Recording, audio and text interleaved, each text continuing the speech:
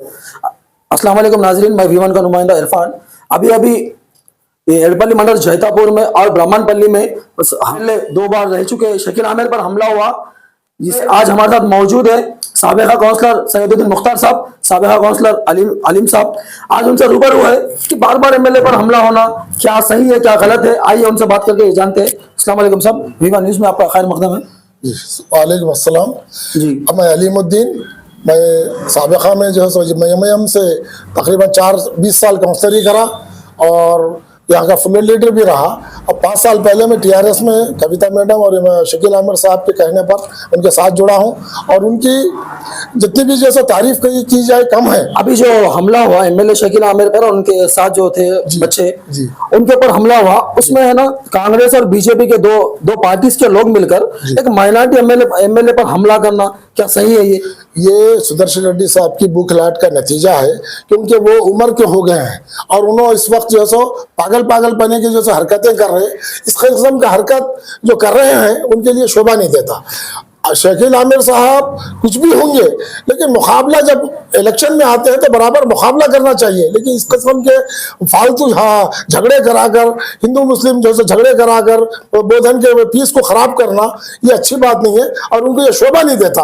हमारे सुदर्शन रेड्डी साहब को बीजेपी के साथ साजिश करके उन्होंने जो हरकतें कर रहे हैं, मतलब कांग्रेस बीजेपी मिलकर क्यों एक बीआरएस पार्टी के कैंडिडेट के ऊपर हमला कर रहे हैं? इसलिए कर रहे हैं शकील आमिर साहब की जो शोहरत को और उनकी जो है मोहब्बत, जो लोगों में उनका मेल मिलाप है, जो लोग उनको किसी मजहब से ताल्लुक नहीं, हर मजहब का आदमी, हर किस्म का आदमी, नौजवान बूढ़ा, उनसे जो मोहब्बत करता है, बेलोस मोहब्बत, उसका नतीजा है जो आज उन्होंने इस किस्म के बोधन में अकेला आदमी ये 3 पार्टियों से जो मुकाबला कर रहे हैं, जो तीनों मिलकर टीआरएस का मुकाबला जो है बीजेपी से, कांग्रेस से और वो कौन सा बहुजन समाज पार्टी, ये तीनों मिलकर साजिश कर लिए हैं और कुछ भी नहीं है। इंशाल्लाह अल्लाह चाहा तो हिंदू मुस्लिम इत्तेहाद का हम बेहतरीन मुजाहरा करेंगे, केसीआर साहब के हाथ को मजबूत करेंगे और अच्छी मेजॉरिटी से जिताएंगे। पहले सालुरा में भी हुआ यही वाकया, उसके बाद पेंटाकुर्दी में भी हुआ। मतलब बार बार कर रहे, मतलब वो इतना करने के बावजूद भी क्यों उनके ऊपर एक्शन नहीं लिया जा रहा? एक्शन लेने का नहीं है, ये इलेक्शन के माहौल में वो चाह रहे हैं कि पीस खराब करना, हालात बोधन के खराब करना या कर्फ्यू लगा देना, वोटरों को घर से नहीं निकालना। क्योंकि बोधन की एक तारीख रही, यहाँ अच्छी मेजॉरिटी में बोधन में वोट पोल होते हैं। वो नहीं चाहते कि बोधन में माइनॉरिटीज के और अकलियती और ऐसे लोगों के वोट अच्छे अंदाज से पोल हो। ये वोट उनको टोटली ना बीजेपी को जा रहे हैं या कांग्रेस को जा रही है, टोटल वोट बीआरएस को आ रहे हैं। आपका क्या कहना है? सुनो जो मेरा कहना ये है जी, एक मिनट कि सुदर्शन को एमएलए 2 बार रह चुके शकील आमिर पर हमला हुआ, जिसकी तफसील करते हुए आज हमारे साथ मौजूद है साबिका काउंसलर सैयदुद्दीन मुख्तार साहब, साबिका काउंसलर अलीम साहब। आज उनसे रूबरू है कि बार बार एमएलए पर हमला होना क्या सही है क्या गलत है। आइए उनसे बात करके जानते हैं। अस्सलाम वालेकुम साहब, वीवन न्यूज़ में आपका खैर मकदम है। वालेकुम अस्सलाम जी, मैं अलीमुद्दीन। मैं साबिका में जो है सो मयम से तकरीबन 4-20 साल काउंसलरी करा और यहाँ का फ्लोर लीडर भी रहा। अब 5 साल पहले मैं टीआरएस में कविता मैडम और शकील आमिर साहब के कहने पर उनके साथ जुड़ा हूँ और उनकी जितनी भी जैसे तारीफ की जाए कम है। अभी जो हमला हुआ एमएलए शकील आमिर पर और उनके साथ जो थे बच्चे, उनके ऊपर हमला हुआ, उसमें है ना कांग्रेस और बीजेपी के दो पार्टीज के लोग मिलकर एक माइनॉरिटी एमएलए पर हमला करना क्या सही है? ये सुदर्शन रेड्डी साहब की बुखलाहट का नतीजा है, क्योंकि वो उम्र के हो गए हैं और उन्होंने इस वक्त जो सो पागल पने की जैसे हरकतें कर रहे हैं। इस किस्म का हरकत जो कर रहे हैं उनके लिए शोभा नहीं देता। शकील आमिर साहब कुछ भी होंगे, लेकिन मुकाबला जब इलेक्शन में आते हैं तो बराबर मुकाबला करना चाहिए। लेकिन इस किस्म के फालतू झगड़े कराकर, हिंदू मुस्लिम जैसे झगड़े कराकर बोधन के पीस को खराब करना ये अच्छी बात नहीं है और उनको ये शोभा नहीं देता। हमारे सुदर्शन रेड्डी साहब को बीजेपी के साथ साजिश करके उन्होंने जो हरकतें कर रहे हैं, मतलब कांग्रेस बीजेपी मिलकर क्यों एक बीआरएस पार्टी के कैंडिडेट के ऊपर हमला कर रहे हैं? इसलिए कर रहे हैं शकील आमिर साहब की जो शोहरत को और उनकी जो है मोहब्बत, जो लोगों में उनका मेल मिलाप है, जो लोग उनको किसी मजहब से ताल्लुक नहीं, हर मजहब का आदमी, हर किस्म का आदमी, नौजवान बूढ़ा, उनसे जो मोहब्बत करता है, बेलोस मोहब्बत, उसका नतीजा है जो आज उन्होंने इस किस्म के बोधन में अकेला आदमी ये 3 पार्टियों से जो मुकाबला कर रहे हैं, जो तीनों मिलकर टीआरएस का मुकाबला जो है सो बीजेपी से, कांग्रेस से और BR वो कौन सा बहुजन समाज पार्टी, ये तीनों मिलकर साजिश कर लिए हैं और कुछ भी नहीं है। इंशाल्लाह अल्लाह चाहा तो हिंदू मुस्लिम इत्तेहाद का हम बेहतरीन मुजाहरा करेंगे, KCR साहब के हाथ को मजबूत करेंगे और अच्छी मेजॉरिटी से कुछ दिन जिताएंगे। पहले सालुरा में भी हुआ यही वाकया, उसके बाद पेंटाकुर्दी में भी हुआ। मतलब बार बार कर रहे, मतलब वो इतना करने के बावजूद भी क्यों उनके ऊपर एक्शन नहीं लिया जा रहा? एक्शन लेने का नहीं है, ये इलेक्शन के माहौल में वो चाह रहे हैं कि पीस खराब करना, हालात बोधन के खराब करना या कर्फ्यू लगा देना, वोटरों को घर से नहीं निकालना, क्योंकि बोधन की एक तारीख रही, यहाँ अच्छी मेजॉरिटी में बोधन में वोट पोल होते हैं। वो नहीं चाहते कि बोधन में माइनॉरिटीज के और अकलियती और ऐसे लोगों के वोट अच्छे अंदाज से पोल हो। ये वोट उनको टोटली ना बीजेपी को जा रहे या कांग्रेस को जा रही है, टोटल वोट BRS को आ रहे हैं। आपका क्या कहना तरफ से मौजूद मेरा कहना ये है जी, एक मिनट कि सुदर्शन एक मिनट रोको ना, रेड्डी को बोलिए सुदर्शन रेड्डी को और शरद रेड्डी को जी। मैं ख़ास तौर पे ये बोलना चाह रहा हूँ कि ये जो सोच है तुम्हारी दंगा फसाद करने की, ये होने वाला नहीं है। बोधन की सरजमी ऐसी है, मैं इससे पहले भी आपके चैनल पे इससे पहले मैं इंटरव्यू दिया जी। ये बोधन वो मुकाम है, सोफी और संतों का मुकाम है। यहाँ कोई गड़बड़ नहीं कर सकता, ना किसी का जहन कोई खराब कर हमने तो कर रहे ना गड़बड़ करने की वो कोशिश तो कर रहे ना। शैतान है, वो शैतानियत उन लोगों में भरे हुई है।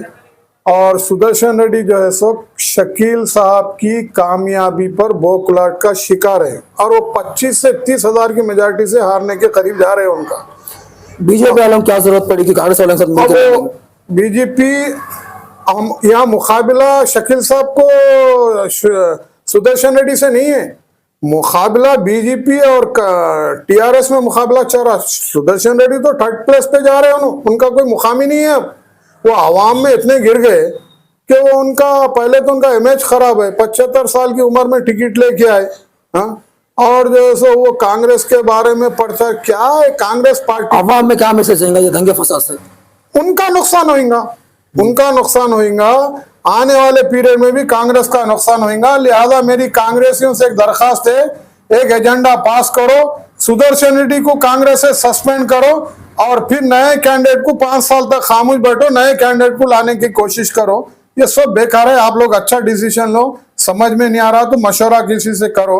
ये बेकार कैंडिडेट को लाके बोधन का डेवलपमेंट भी मत रोक लो। बोधन में ये आदमी दंगा फसाद कराने में बहुत मशहूर है, इससे पहले भी फसादात कराया सो आदमी है। ये इसकी जहनीत और शरत को मैं खास तौर पर बोल रहा हूँ। और एक अहम सवाल कि फसाद होने के बाद केसेस करते, पुलिस के ऑफिसर जो है ना को केसेस करते, तो वो केसेस को बेस करके सिंपैथी लेने की कोशिश की जाती है कि हमारे पर केसेस कर रहे, या केसेस करना या नहीं करना? नहीं, कानूनी तौर पे देखिए, वहां पुलिस खुद देखिए आंख मुचली का खेल जो सुदर्शन रेड्डी और शरद रेड्डी, तो शरद रेड्डी यहाँ से 5-10 गुंडों को लग गया यहाँ से।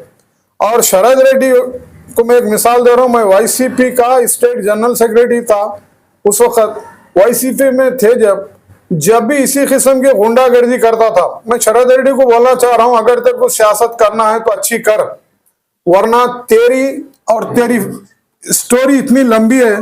तू बलिया में क्या करा, कितना कमाया, पूरी स्टोरी है। तू ना सियासत के काबिल है, तो बेहतर है कि तू बिजनेसमैन है, बिजनेस कर ले, बेहतर है। हमारा एक मशवरा है, ये झगड़े कराना।